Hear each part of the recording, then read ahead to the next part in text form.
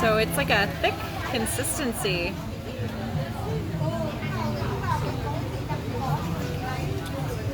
Yeah.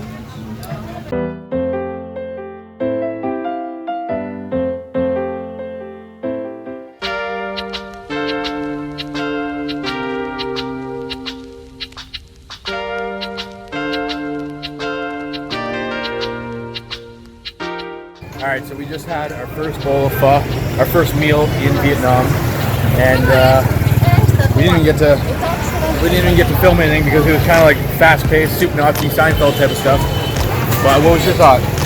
It was really good. It was like small portions, but it was good because you're not feeling like super full and like bloated and gross. It was super flavorful and it was quick, like in and out. It was really good. We had a whole bunch of chilies on the table and that was amazing, so you could add as much as you want.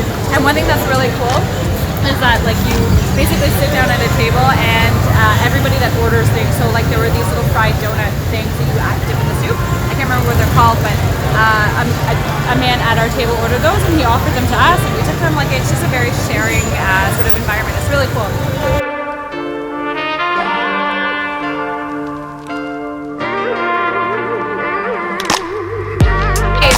We stopped at like a little stall for one beer. No, it wasn't a little stall. It was the beer corner, Bia Corner. Bia Corner in Hanoi. And so we decided to stop for one beer, and it was 7,000 dong, which is like 30 cents. 35 cents Canadian. 35 cents Canadian. And so we decided to have more than one beer, and then we had over 12 beers for $4.30. Yeah, so definitely come to the beer square. It was amazing. You just sit and they have a keg right there and little tables and you just make friends with people from all over the world. We sat with people from Switzerland, Germany, Korea, more Canadians, and yeah. It was great.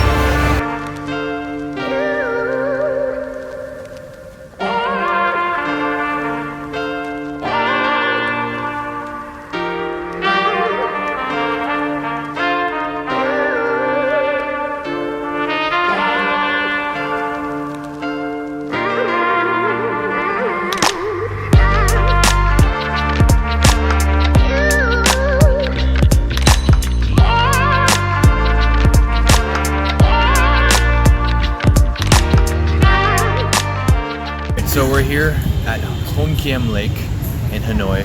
This is our first full day in Hanoi, and I'd say so far things have been a little more intimidating than Thailand. English is a little harder. We're going to do a street food tour tonight where they're going to kind of show us around and show us what to look for, how to eat certain things, what things are. What do you think so far? This is chaos. Like just crossing the street is an adventure. I'm loving it though. It's so fantastic. So fantastically chaotic. So fantastically chaotic. Oh, I love it. It's so great.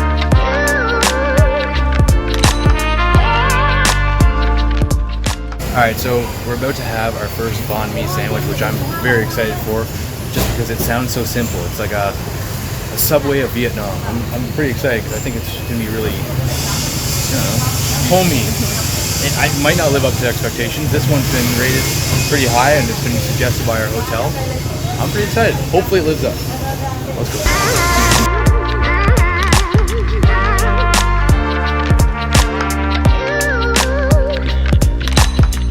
Okay, so Cody just had a bite of his first banh mi. Happy. I think he likes it. Round two.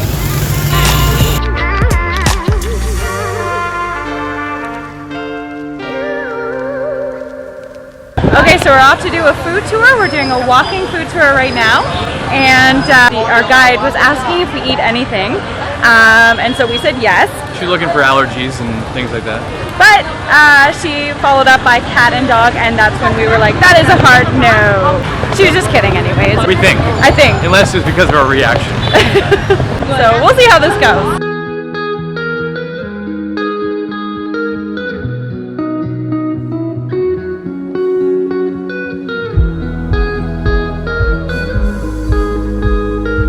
But our first stop we had bun cha, which is, you've seen it probably on Netflix with Anthony Bourdain and Barack Obama. That's what made it famous. I don't think it was the same restaurant, but it was pretty damn good. It was really good. It had like a sweetness to it. There was sugar, it's sugar, water, and garlic. It's the broth, so it's not actually like a broth, it's a bone marrow broth. But it's super flavorful, and you had pork in there and some chilies. It was delicious. The second stop, we actually ended up having another half of a banh mi. So since I ate half of hers earlier, that's my third one of the day. So, oops, but it was still damn good. Yeah, it's so good. And then we got to finish it off with a nice egg coffee. We got to ask some questions and learn a little more about why they used egg. I guess apparently milk was really expensive back in the day, so they used egg instead. But egg yolk. But it takes about 15 minutes to make like a meringue.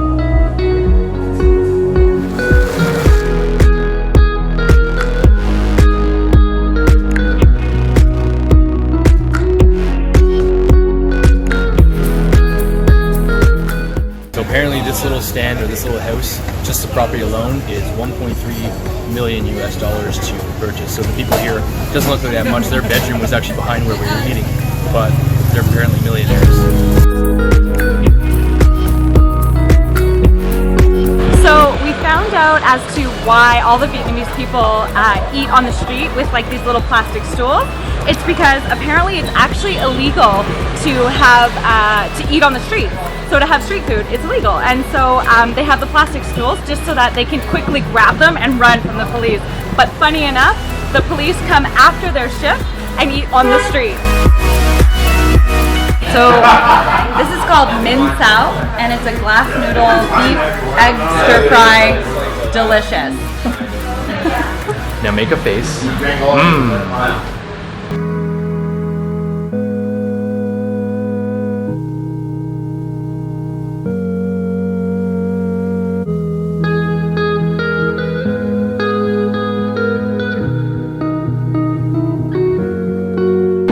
Alright, so we just got to see it absolutely firsthand what our tour guide was talking about. The cops came by, I guess, because our lady came over and yelled, "Police, police," and she was kicking us off our table.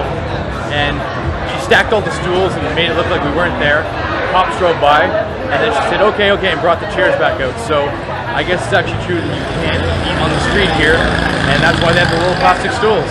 We had to skedaddle so quick, it was hilarious. I did not think that was actually a real thing. Time to learn how to cook.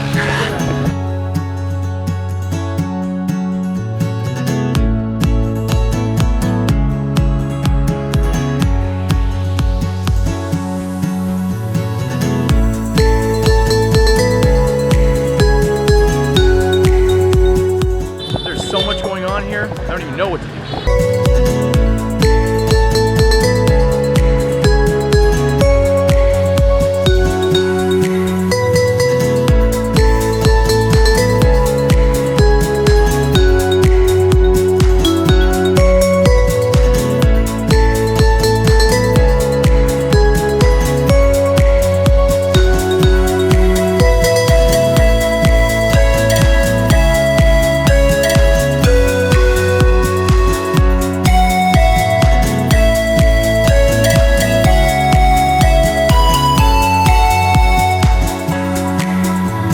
When in Hanoi, one of the best things to do is just to walk, get lost, eat, and drink.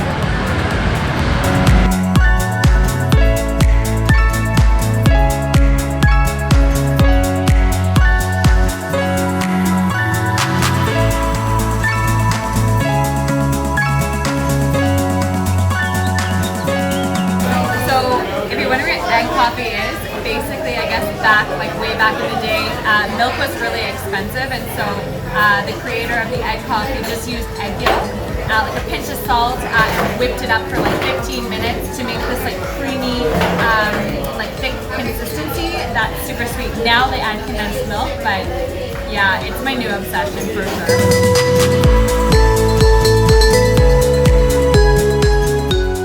So we're at the train street. It's pretty cool because literally trains go right through here, and the shops actually, once the trains come through, they have to take all of their stuff off the tracks and kind of put it off to the side so that everything doesn't get run over.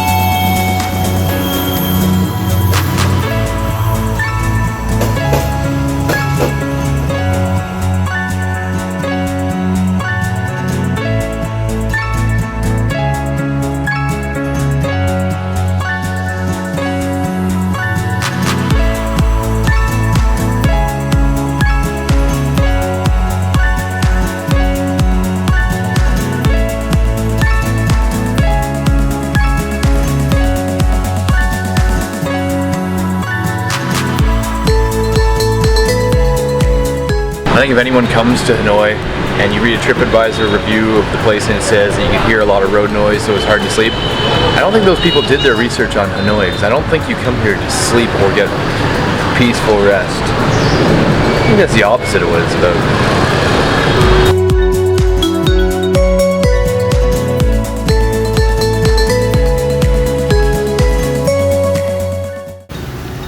The old angled walk.